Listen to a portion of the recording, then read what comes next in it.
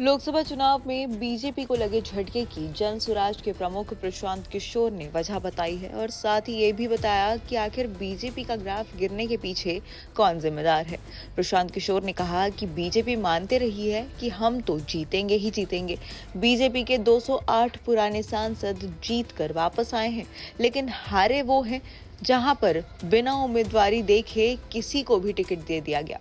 पश्चिम बंगाल, बिहार आदि में जिस तरह से कैंडिडेट्स दिए गए हैं, उसकी वजह से उनकी हार हुई है।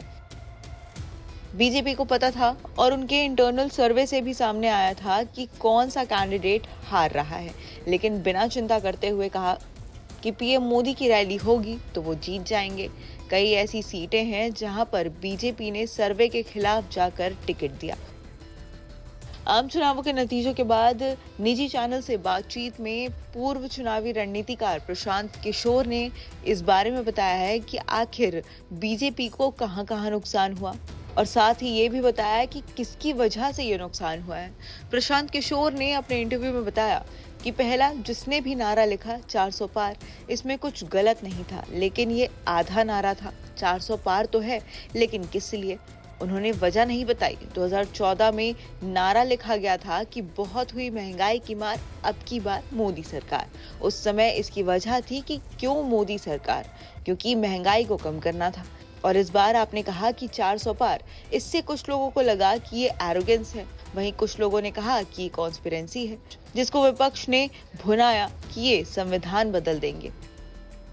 प्रशांत किशोर ने अपनी बात आगे रखते हुए कहा, जिसने भी बीजेपी का 400 पार वाला नारा लिखा, सबसे बड़ी गलती वहीं हुई।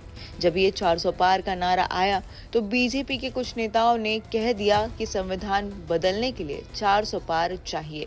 इसने हर जगह बीजेपी का नुकसान पहुंचाया।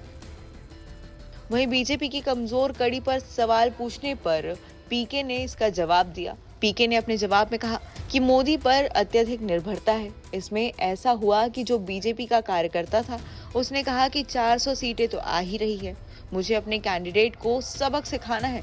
बिहार में जैसे आर.के. सिंह के बारे में जब आप किसी से भी बात करेंगे तो वे कहेंगे कि इन्होंने बहुत अच्छा काम किया है, लेकिन कार्यकर्ता नाराज थे कि उन्हें भाव नहीं देते। बीजेपी समर्थकों को लगा था कि 400 पार तक तो हो ही रहा है, तो क्या करना है।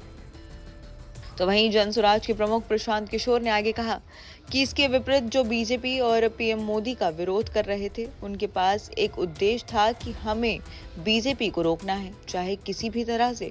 उदाहरण के तौर पर वाराणसी सीट पर पीएम मोदी का वोट शेयर साल 2014 के मुकाबले सिर्फ 2% ही कम हुआ, लेकिन जीत का मार्जिन काफी नीचे आ गया, क्योंकि विपक्ष का वोट फीसदी 20% से 41% तक पहुंच गया।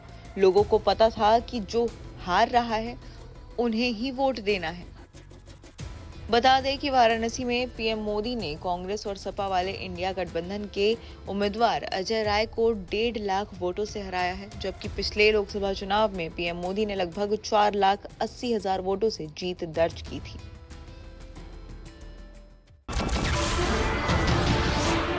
नमस्कार, मैं हूं मानक गुप्ता। अगर आपको हमारा ये वीडियो पसंद आया हो तो इसे लाइक और शेयर जरूर करें, और हाँ, हमें सब्सक्राइब और फॉलो करना ना भूलें, ताकि आप देश और दुनिया की कोई खबर मिस ना करें। तो जुड़े रहिए हमारे साथ और देखते रहिए News 24।